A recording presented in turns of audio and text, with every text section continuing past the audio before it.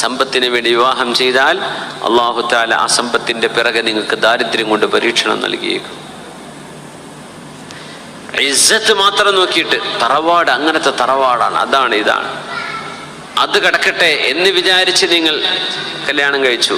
ഒരുപക്ഷെ അതിൻ്റെ പിറകിൽ നിങ്ങൾക്ക് അല്ലാഹു ഇസ്സത്തിന് പകരം ദില്ലത്ത്, അപമാനം അതിൻ്റെ പിറകിൽ വന്നേക്കാം. നിങ്ങളുടെ ലക്ഷ്യം അതായിരുന്നു എങ്കിൽ.